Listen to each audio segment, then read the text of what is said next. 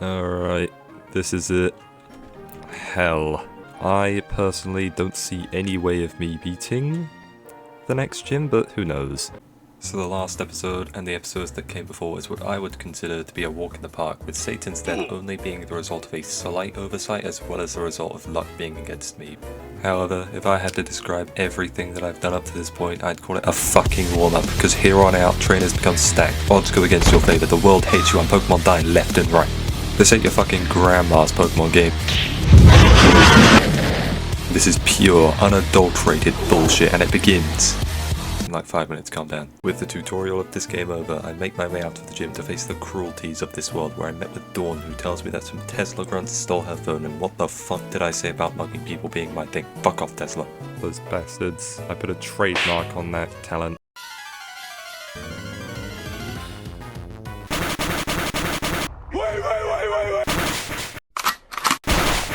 And so, I defeat the grunts who retreat into this warehouse, and I proceed to give chase, but not before Looker shows up. Those bastards took all my gambling earnings. What? They stole my fucking credit card info? Excuse me? They told me my Nigerian uncle died. I clicked a phishing link, garbles. Wait, I never told you my name. He proceeds to drag me into the warehouse, only to find that the grunts have vanished, and I make my way to the exit, but not before Looker informs me that birds can fly. That's cool, I guess. Moving on, I proceed to the next route, where I'm dreading Barry jumping me as I walk into the next gym, and no amount of preparation can prepare me to deal with Barry in this half of the game where his team is actually threatening as shown here. Look at this. I make my way over to the gym, team in hand, before I talk to the man outside the gym. You.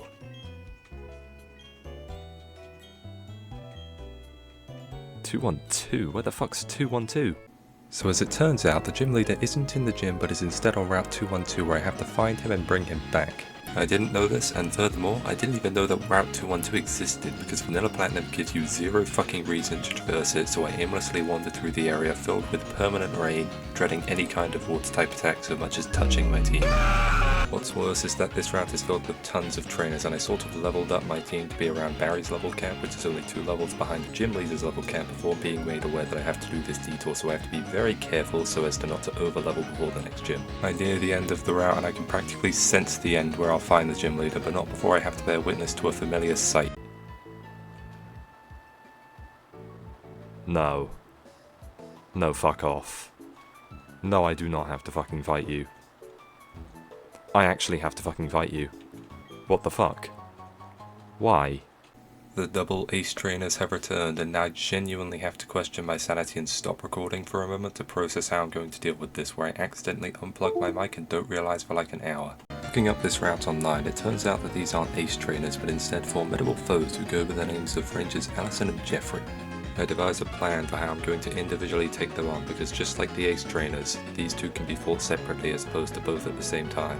Jeffrey seems like the easiest of the two, so I devise a plan which involves Dwayne absolutely obliterating the 3 of his Pokemon, as all 3 of them are weak to ground type moves. The battle begins with Dwayne one-shotting Magmar, followed by Nidoking coming in, but I feel my heart drop as he goes for Earth Power, which surprised me because I forgot that Nidokings could run special attacks, which Dwayne is highly weak to, but what's worse is that it probably has sheer force to further buff itself up. Fortunately, I live on 38 HP before firing off another Earthquake, which thankfully gets the one-shot as the final Pokemon, Manectric, enters the field. I'm taking 0 chances, so I switch into Shrek, who can easily finish the fight with a single Earthquake. Now with the easy part over with, Ranger Allison is all that remains, and the team is a bit more diverse, as in it's not just weak to a single type, and I begin thinking, and then a comically bright light bulb appears over my head, and because I'm a gamer, I instinctively grab a hammer to break it as I'm allergic to light. Time to open the window! But I notice it's shaped similarly to I fucking got it. I bring Pineapple out of retirement and have him evolve into his final form, and I'm confident that he can defeat a vast majority of Allison's team. His rain dish ability plus leftovers, as well as Giga Drain, means that he's healing upwards of 12% of his HP every turn thanks to the permanent rain on this route, which means that he is effectively unkillable. I begin the battle and it becomes obvious how one-sided it is, as Allison's Milotic fails to gain any meaningful damage on me as I just keep healing, and eventually the Milotic dies, which causes the Leafeon to enter the field. I have pretty much no options and don't want the battle to last 10 years, so I switch into Burb, who is much more capable of disposing of the dog, which leaves the final Pokemon, Jinx, who is also dealt with by Pineapple after a few turns, which allows him to maintain his MVP status from all the way back in Rourke's gym. I find Crash awake just beyond the 2 rangers, and he begins recounting his experience of wrestling with a 10-year-old girl. before realising that I might be an undercover Fed as he flees from the scene back to his gym. My plan now is to lure him into a Pokemon battle which I hope to win so as to weaken him before a swarm of kick streamers break down the doors to his gym in order to beat the shit out of him. But I'm stopped by Barry. This time he actually doesn't intend to fuck around as he's decked out with a full team of 6 with items and everything, and he challenges me to a battle that could potentially signify the end of my run. The battle begins with Barry bringing out his Staraptor against Shrek, and all I can do is pray that a reckless and muscle band boosted double-edged doesn't crit, which it fortunately doesn't, as I'm granted another stroke of luck as I hit my rock slide, but it doesn't kill. I proceed to protect in order to regain some leftover recovery, but Barry opts to switch out into his Balloon, which bumps the amount of times an AI has read a protect from me up to 2, and I obviously can't stay in, but what scares me most is that the AI could either go for Spore or Bullet Seed, which means that I have to be careful about who I switch into as it's essentially a 50-50. I choose to switch into Burp or an Intimidate drop, and thankfully the Balloon goes for a Bullet Seed, which does minimal resisted damage, but the threat of a Technician boosted Rock 2 means that I have to switch out again, because the Balloon has a Sash which I have no way of breaking with Staraptor staying in. This makes Machamp an obvious pick, but a Spore could potentially cripple Machamp before his Flame Wave can take effect, so I switch into Shrek instead, who shouldn't get hit by a Bullet Seed as a result of Burp's Flying type. Thankfully, Shrek comes in on a Spore, which means that Bloom no longer sees it as a viable option, which means that I can safely switch into Machamp to break the Sash with a Revenge, followed by safely switching back into Burp with a kill with Quick Attack. Arcanine is next, so I'm forced to switch into Shrek as Arcanine is baited into using Heat Wave, followed by again switching out, this time into Omelette onto a baited Outrage, which means I can set it to sleep and begin chipping away with air cutters until it's eventually defeated. Following this, Barry sends in Empoleon, who is a complete mystery to me as the website I was using to track these boss fights for some reason only showed me his Infernape, even though I told the website that my starter was Gym Challenge. He should therefore have an Empoleon, so realistically, this guy could have anything. But through basic intuition, I can guess that this thing is probably going for a super effective flash cannon, so I switch into Raichu, but unfortunately the Empoleon decides that instead agility is the play, so now my Raichu gets outsped and is nailed by a Swagger, which shouldn't be a problem unless Raichu... You fucking stupid rat. I'm now clearly in a bad position. I have to make a sacrifice, so I choose to have Miss Magius live up to its typing. Ding dong, the wicked bitch is dead! I now need to take the risk of a crit against Omelette, who gets hit by a Swagger but breaks through to land a Yawn before switching out to Raichu because of Empoleon being baited into Flash Cannon. God damn, I've been breaking Barry's ankles with these switches. And after being put to sleep, Raichu is safe to one-shot the Empoleon with the Thunderbolt twice, which causes Staraptor to set foot on the field, but Raichu is fast as fuck and just uses Quick Attack on the dying pigeon to end its suffering. Next is Snorlax, so I switch into Omelette, who at this point is my only healthy Pokemon, with my whole team either being below half health or living up to their typing. Omelette comes in on a crunch, which allows them to fire for Yawn the next turn on relatively full HP, but a body slam paralysis means that this is where the fight either ends up with me winning or losing to the absolute dickhead that is RNGesus. I suddenly lose all brain functions and switch into Shrek for reasons I could not tell you before snapping out of my seizure of stupidity, but not before Shrek gets hit by a body slam, which would have killed had it crit. I switch into Burp for an Intimidate drop, switch back into Kiss to heal and do damage before putting it back to sleep, and repeating the process with no show of progress after doing hours of the same thing over and over until Snorlax suffers from a heart attack and dies on the spot, which leaves Heracross left and looking at his moveset.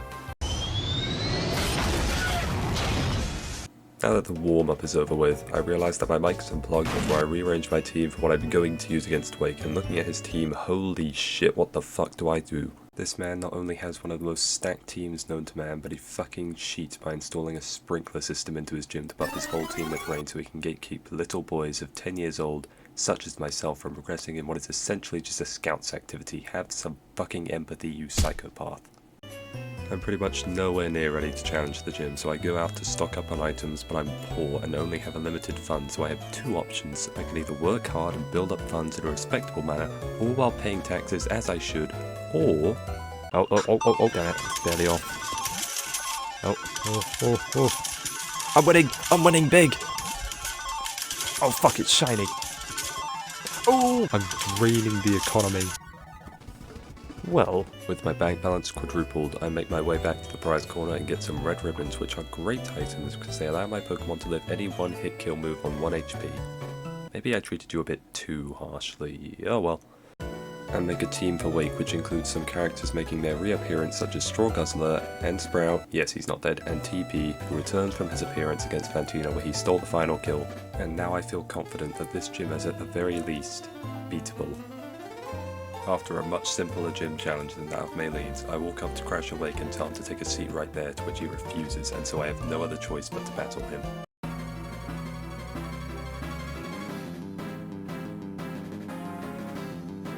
TP leads with a Quagsire, and I lead with Straw Guzzler, who is equipped with a Focus Sash to an Earthquake, which allows him to safely land a Stealth Rock, which will help my team later. Following this, Pineapple is sent in to finish off the Quagsire with a knockoff to get rid of his Rinder Berry, followed by a Giga Drain, which allows him to save full HP combined with leftovers and Rain Dish. Fuck you, Wake up using Rain to my advantage too, as Quagsire perishes. Up next is one of Wake's scariest Pokemon, Gyarados, who is equipped with Dragon Dance to threaten my entire team, but Stealth Rock is able to deal decent chip damage, which gives me some leverage in this standoff between powerhouses. The threat of Dragon Dance means that I'm safest to stay in and win a war of attrition against the Snake Titan. Wake opts for Dragon Dance first as I use Giga Drain, and all appears to be going well. The battle should remain in my favour so long as a crit doesn't foil my plans.